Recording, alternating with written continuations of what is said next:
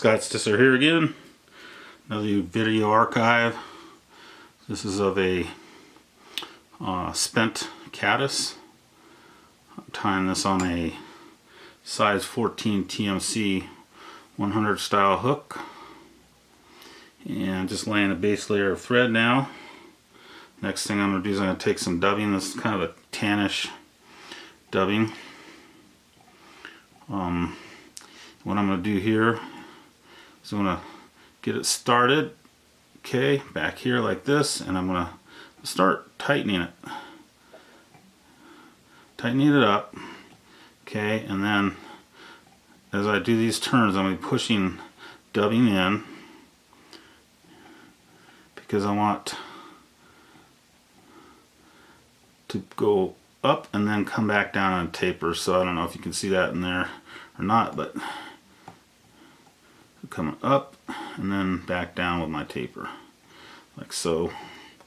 And got a little bit extra, so I'll just pull that off here. Yeah, it's one of those where if you're tying a fly like this every day,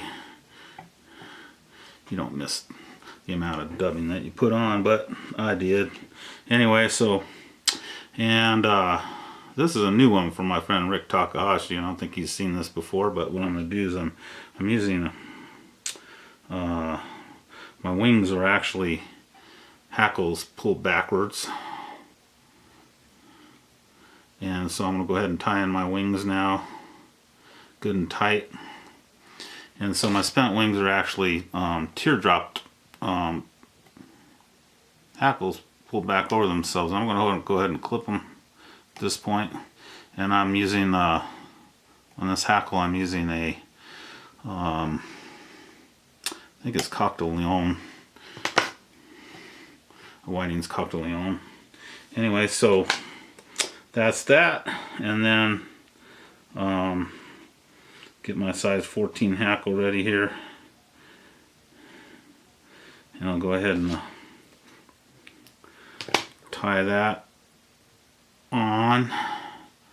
Okay, nice amount of wraps, just enough to really make that secure. Then I'm going to go ahead and wrap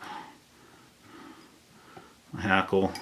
Now this hackle is going to be interesting because this hackle is just I want this fly to sit really flat on the water. So what I'm going to do is I'm going to clip the hackle on the underside of the hook so that it sits really flush with sits really low in the water. I've got my hackle on, okay, and I'm going to leave the hackle on the top. You can clip it off on the top, but then I want to put something to see because it's like, this is kind of almost like a spinner where I want to see something sticking up above that water surface, so an old man like me can catch the dang fish and see the fly disappear. Anyway, I'm going to go ahead and pull this in. Clip a couple of chingaderas there. Okay. And then, I'm not going to show you this on the video because I would have to flip the fly around. I'm sure I would lose focus. But just cut the hackles on the bottom of the fly so that you get it, so you have a flat bottomed fly. Anyway, so, but that's a spent caddis. A lot of times when you're fishing for caddis, if you notice that like there's caddis everywhere and the fish don't seem to be taking any of the dries that you see. I guess I can clip that right there. Don't see any of the and you're fishing a standard dry pattern, they just don't seem to have anything to do with you, and you get frustrated because you see all the caddis and you think, man, they must be taking caddis.